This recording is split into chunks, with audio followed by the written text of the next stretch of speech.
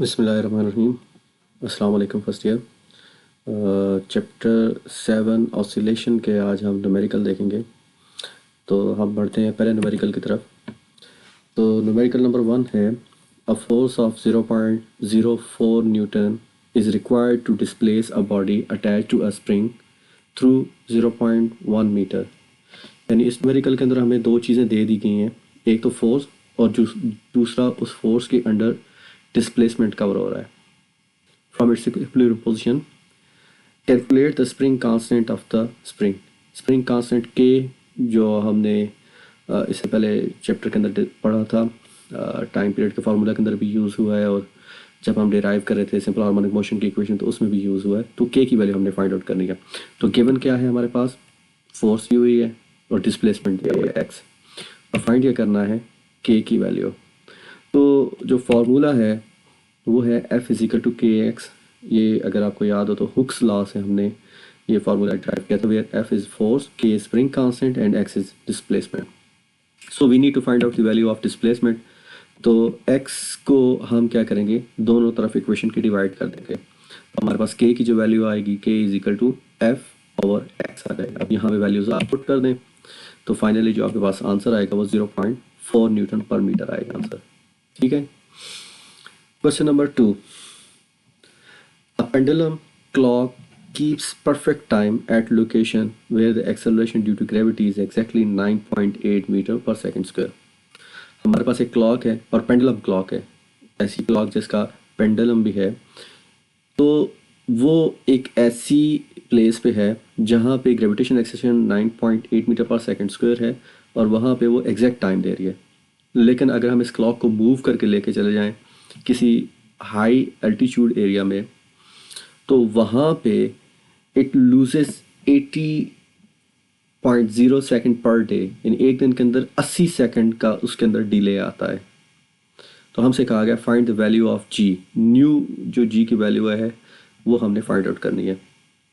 एक क्लॉक है जो कि नॉर्मल एल्टीट्यूड या जहाँ पे जी की वैल्यू 9.8 मीटर पर सेकंड स्क्वायर होती है वहाँ पे सही टाइम दे रही है। लेकिन अगर हम उसे हाई एल्टीट्यूड पर लेके जाएं, किसी ऊंची जगह पे लेके जाएं जहाँ पे इसका टाइम पर डे जो है वो बेसिकली डिले उसमें आ रहा है, इट लूजेस 80 सेकंड। एक 24 घंटों के दौरान 80 सेकंड उसमें डिले आ रहा है।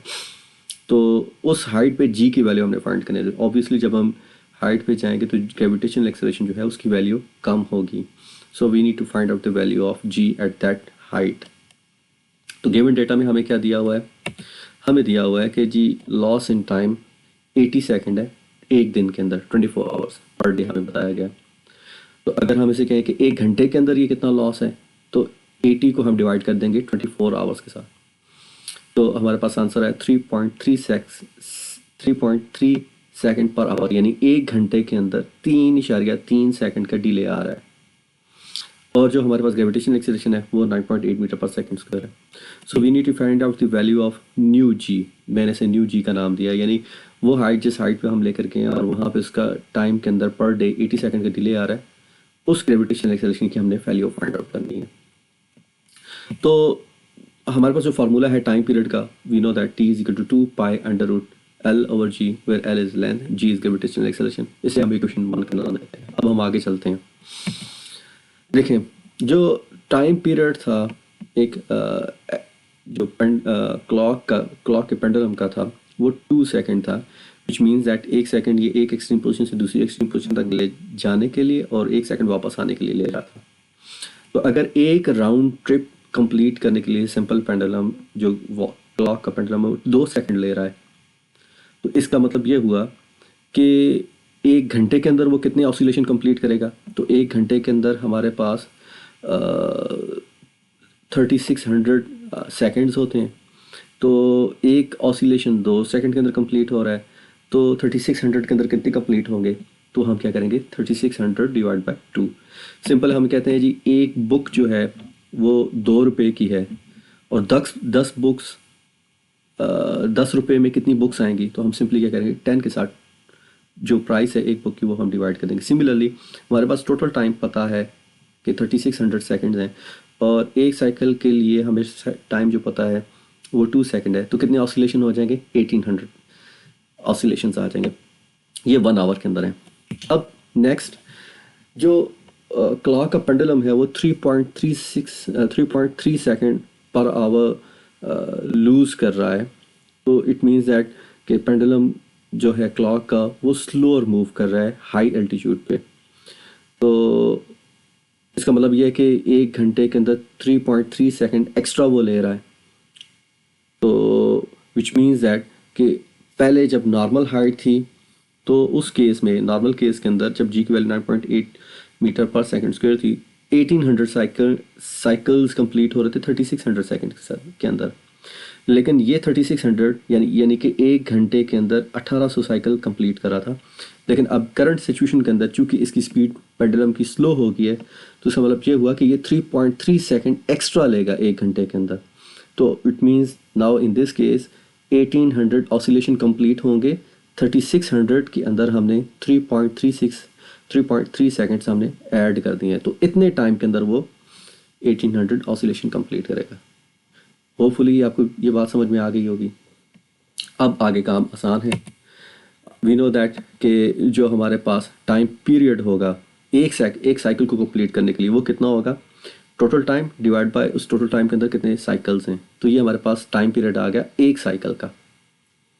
जब एक साइकिल का टाइम पीरियड आ गया so we know that new time period जो हमारे पास आ गया उसका फार्मूला है T new is equal to 2π√L/g new.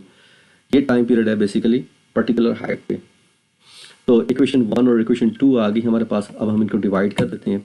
तो हमारे पास इक्वेशन 1 डिवाइड बाई इक्वेशन 2 जब हमने किया तो टी के नीचे टी न्यू आ गया और 2π√L के नीचे ये न्यू जो हमारे पास टाइम पीरियड है उसको डिवाइड कर दिया। 2π के साथ कैंसिल हो गया और L के साथ भी कैंसिल हो जाएगा। तो पीछे हमारे पास बच जाएगा T/T new that is equal to G new divide by G। Further अगर हम इसको सॉल्व करें हमने G न्यू की वैल्यू फाइंड करनी है तो G new is equal to T divide by T new multiply by G। अब सारी वैल्यूज हमारे पास हैं।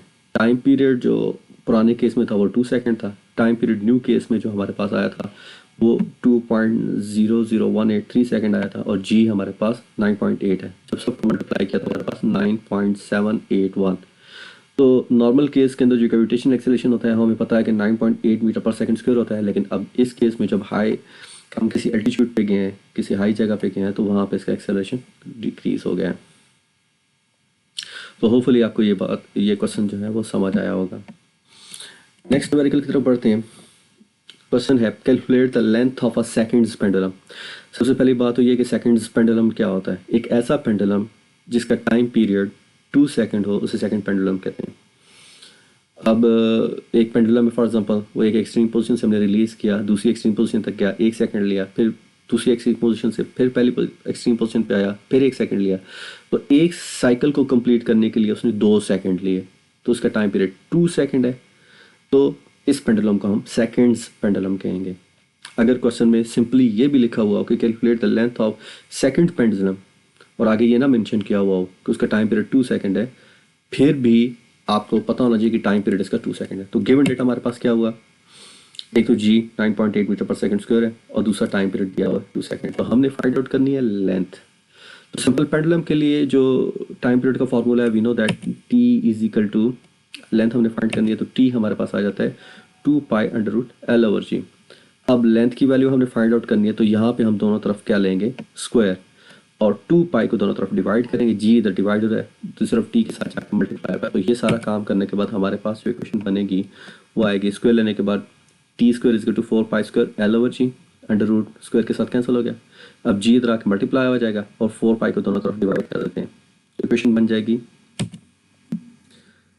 T मल्टीप्लाई बाई G ये वाला जो यहाँ पे है और 4π² जो डिवाइड किया इस तरफ भी और इस तरफ भी 4π² और यहाँ पे 4π² के साथ डिवाइड किया L उधर ही है तो ये 4π² के साथ कैंसिल और L हमारे पास आएगा T² G divide by 4π²। Simply हमने L को एक तरफ लेकर गए क्योंकि उसकी वैल्यू फाइंड आउट करनी है और बाकी तमाम क्वांटिटीज दूसरी तरफ लेकर गए।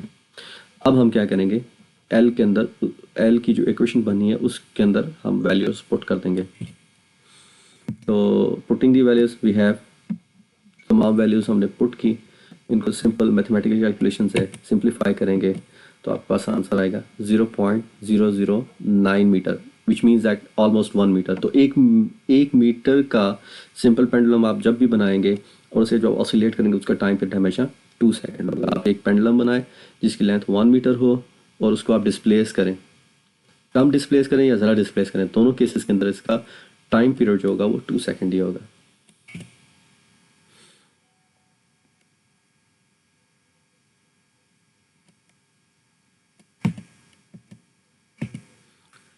नेक्स्ट क्वेश्चन है, a body of mass m suspended from a spring of constant k vibrates with a frequency f1.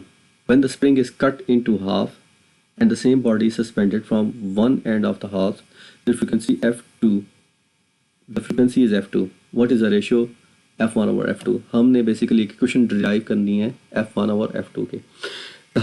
कहा ये गया है कि एक मास m है, वो एक स्प्रिंग के साथ हमने सस्पेंड करके ऑसिलेट करवाया है और स्प्रिंग कांस्टेंट जो था वो के था।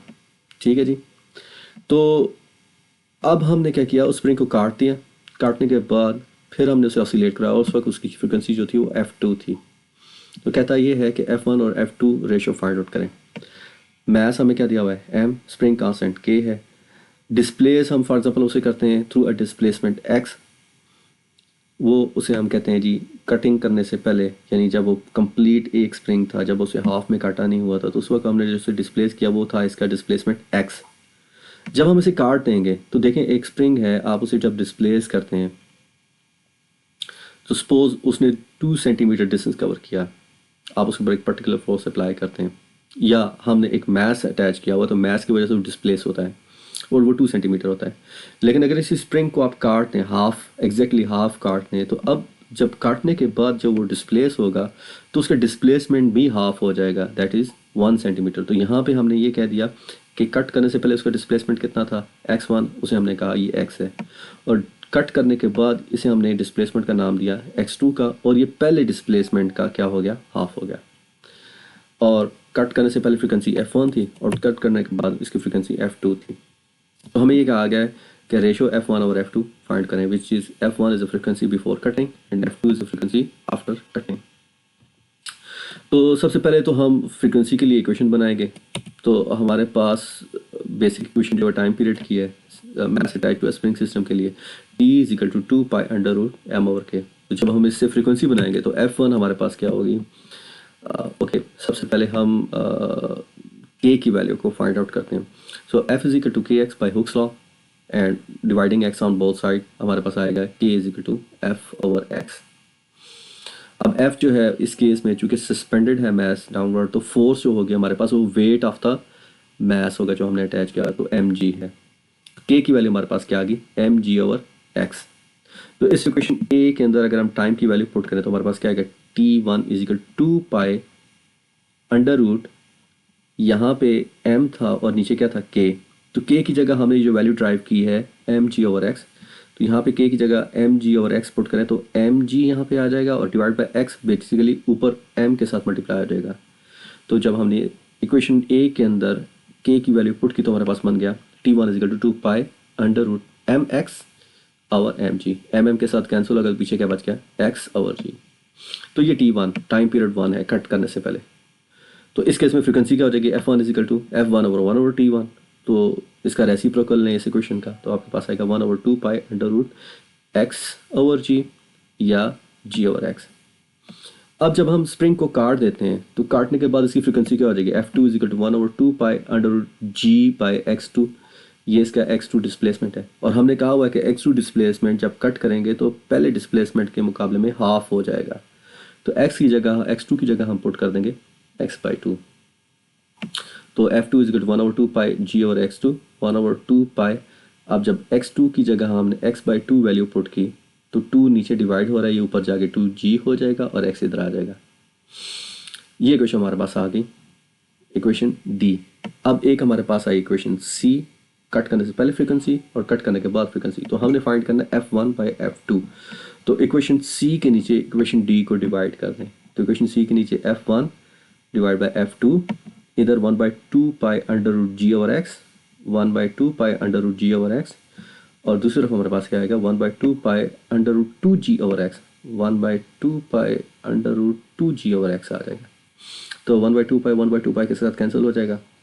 इसको अगर आप रेशो को एक अंडर रूट के अंदर लिख के उल्टा के लिखेंगे तो हमारे पास आएगा g/x मल्टीप्लाई बाई x/2g। ये इन्वर्ट हो जाएगी इक्वेशन, रेशो के नीचे रेशो आ रही है तो x के साथ कैंसिल, g के साथ कैंसिल, तो ये 1/2 आ जाएगा। सो f1/f2 इज इक्वल टू 1/√2। या हम ये कह सकते हैं कि अगर f2 को, ये तो हमारा आंसर आ गया, हमने रेशो फाइंड आउट करनी थी, तो इन अदर वर्ड्स हम ये कह सकते हैं कि जो हमारे पास फ्रीक्वेंसी है कट करने से पहले और कट करने के बाद, ये बेसिकली f1 जो थी वो मल्टीपल थी। f1 जो है ये मल्टीपल है 0.707 ऑफ f2, तो ये इतने टाइम बेसिकली रिड्यूस हो जाएगी। नेक्स्ट क्वेश्चन है question number 5। A mass at the end of a spring describes simple harmonic motion with a period of 0.04 second. एक मैस है, वो सिंपल हार्मोनिक मोशन एग्जीक्यूट कर रहा है और उसका टाइम पीरियड हमें दे दिया गया 0.04 second. Find the acceleration, acceleration हमने फाइंड करना है when the displacement is 0.04 metre और 4 सेंटीमीटर।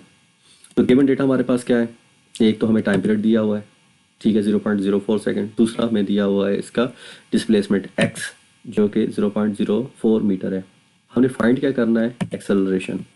तो एक्सेलरेशन हमने फाइंड आउट करना है और वी नो दैट जो सिंपल हार्मोनिक बॉडी जब मोशन एग्जीक्यूट कर रहा होता है तो उसके लिए हमने इक्वेशन डिराइव की थी mass attached to spring system के केस में, where a is equal to minus omega square into X, where omega is angular velocity.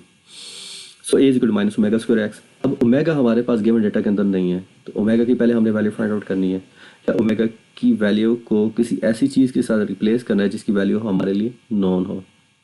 तो हम कहते हैं omega basically number of cycles किसी बॉडी के, या angular displacement covered by a body in 1 second होता है। अगर एक बॉडी सर्कुलर पाथ पे मूव कर रहा है और वो एक रेवोल्यूशन कंप्लीट करता है, तो एक रेवोल्यूशन कंप्लीट करने के लिए जो उसका टाइम है वो उसका टाइम पीरियड हो जाएगा, और एक रेवोल्यूशन उसका एक साइकिल हो जाएगा। तो ओमेगा हम कह सकते हैं कि ओमेगा बेसिकली किसके बराबर है, 2 पाई/t, where 2 pi is angular displacement and time is time period because the body is covering one cycle, so its time will be time period और displacement 2 pi है। तो यहाँ पे इसकी वैल्यू को रिप्लेस कर दें तो a हमारे पास क्या हो जाएगा, a is equal to X उस तरह से आ गया, और चूँकि ओमेगा स्क्वायर है तो 2 pi square 2 pi by T whole square हमारे पास बन जाएगा 4 pi square divide by T square. तो अब हमने सिंपली इसके अंदर क्या करना है, वैल्यूज पुट करनी है, और जब आप वैल्यूज पुट करेंगे सिंप्लीफाई करेंगे तो आपके पास आंसर आ जाएगा -9.859। ठीक है जी, सिंपल क्वेश्चन था। नेक्स्ट क्वेश्चन, क्वेश्चन 6 है।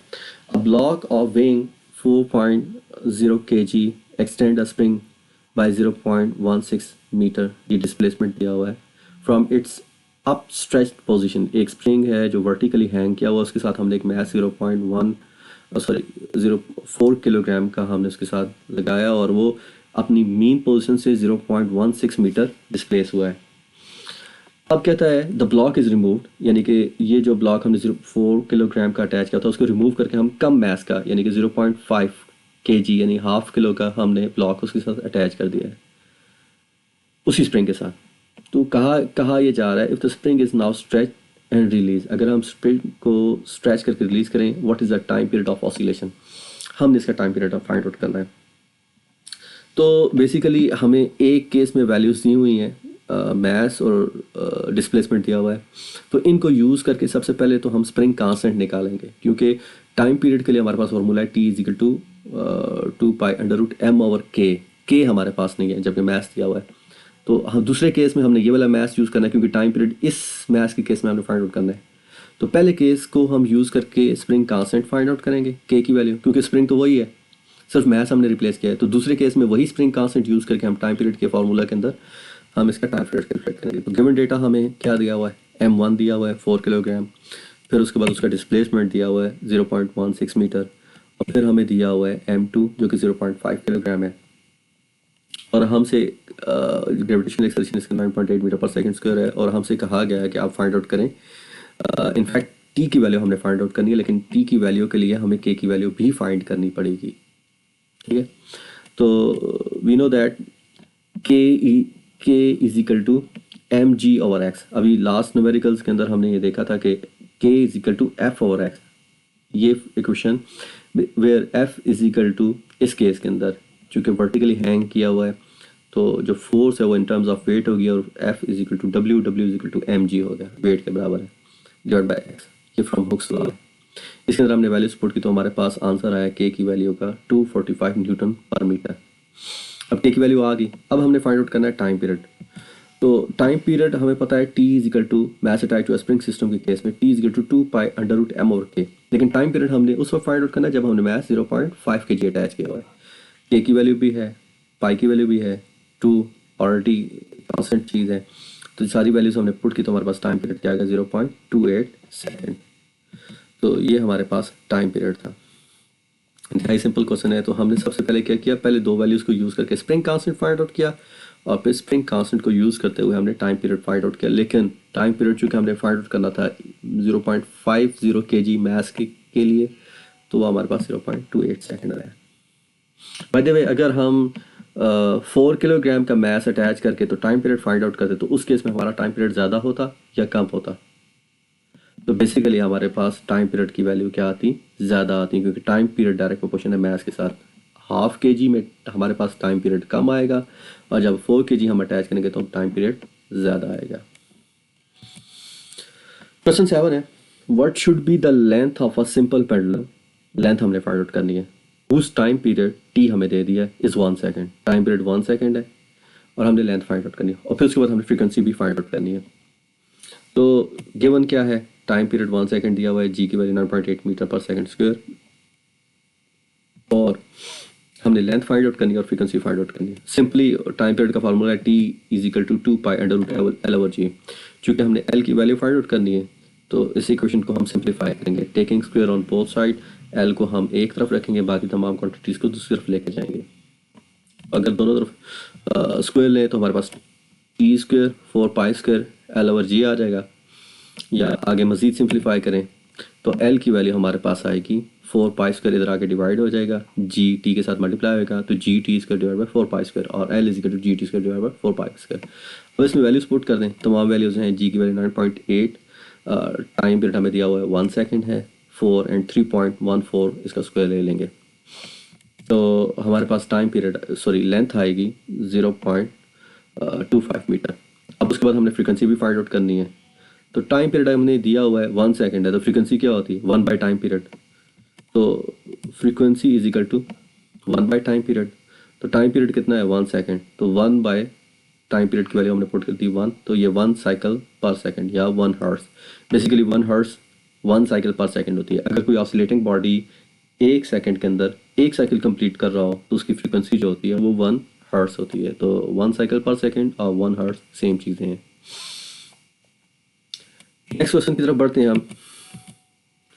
क्वेश्चन 8 है, a spring whose spring constant is 18 newton per metre. किसकी वैल्यू दे दी गई है जी, हमें के की वैल्यू दे दी गई है। Vertically supports a mass of 1 kilogram, mass दे दिया गया है एम, एट रेस्ट पोजिशन।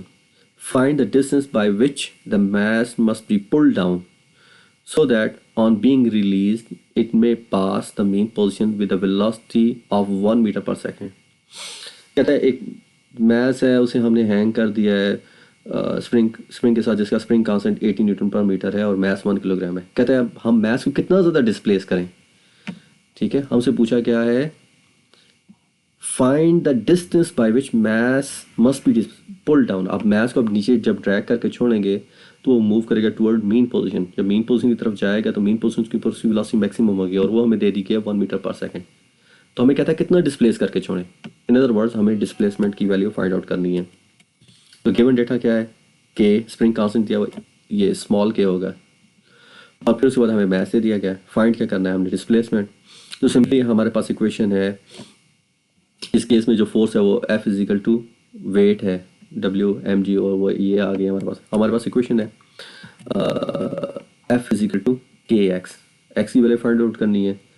तो X is equal to F over K. F की वैल्यू हमारे पास 9.8 न्यूटन, के की वैल्यू ऑलरेडी गिवन है 80।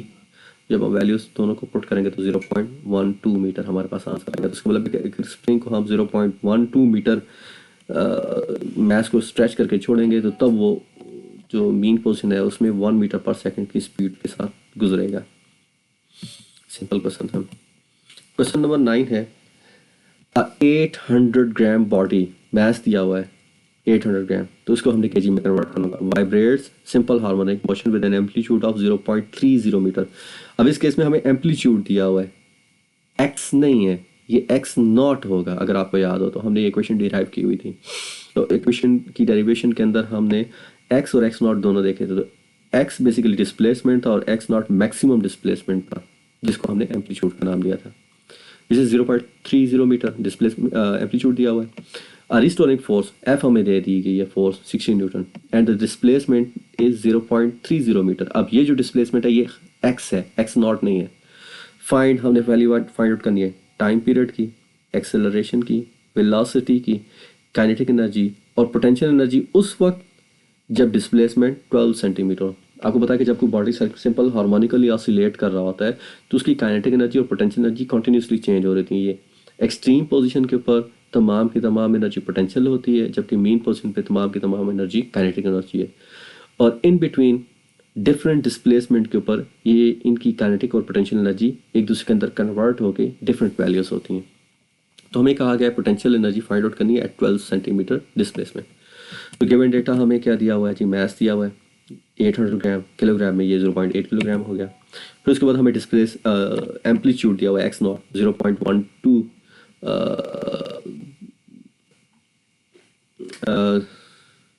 डिस्प्लेसमेंट दिया हुआ है जी 0.12 मीटर। फिर उसके बाद फोर्स दी हुई है 60 न्यूटन और टाइम पीरियड हमने फाइंड आउट करना है, एक्सेलरेशन फाइंड आउट करना है, वेलोसिटी फाइंड आउट करनी है, काइनेटिक एनर्जी फाइंड आउट करनी है और पोटेंशियल एनर्जी हमने फाइंड आउट करनी है।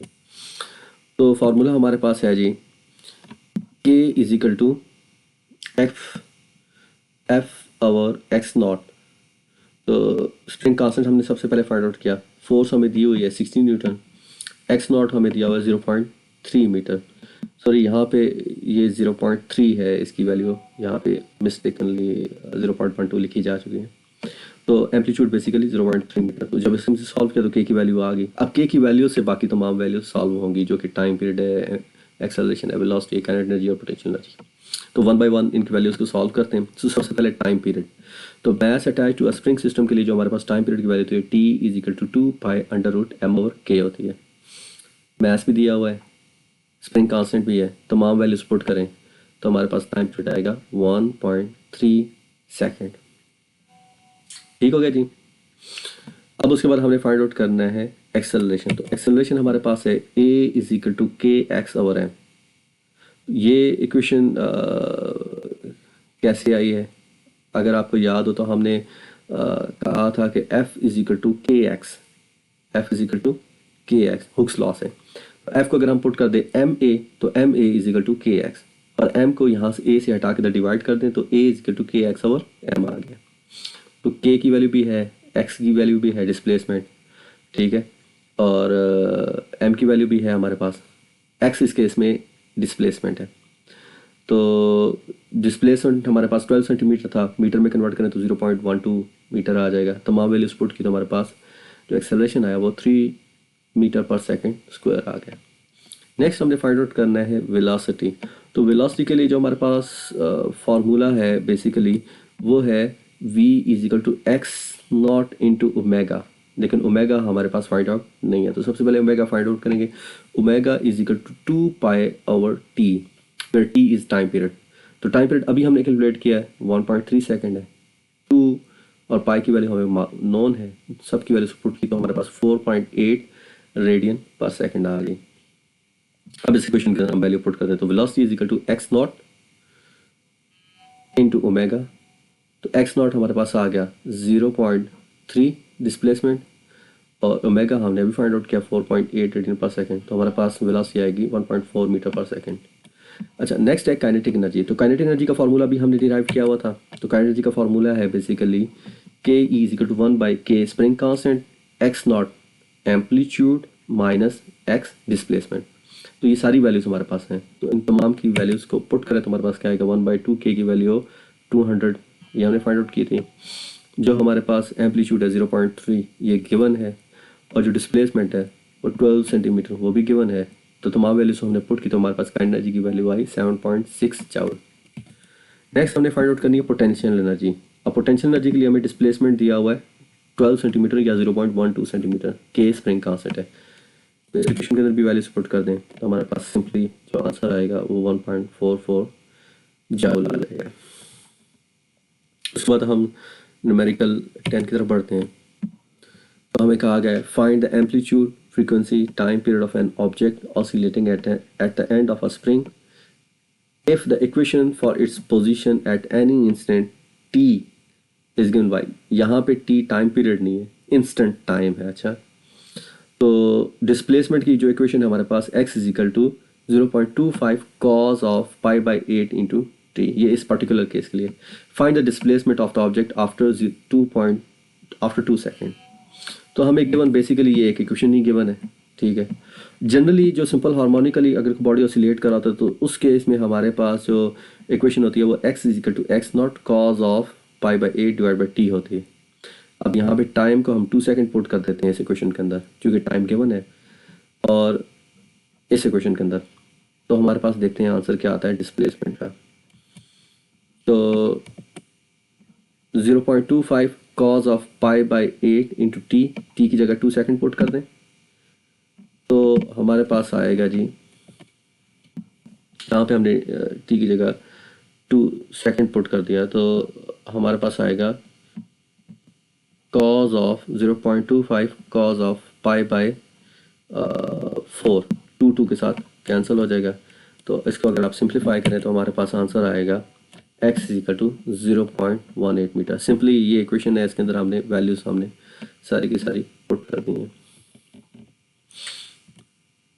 So these were the numericals of oscillation chapter। अभी oscillation वाला चैप्टर आपका मुकम्मल हो गया, कंप्लीट हो गया। अगर इस वीडियो के अंदर इन न्यूमेरिकल्स के अंदर अगर आपको किसी चीज़ की कोई समझ नहीं आई तो आप मुझसे क्वेश्चन पूछ सकते हैं या कमेंट के अंदर आप उसको मेंशन कर सकते हैं।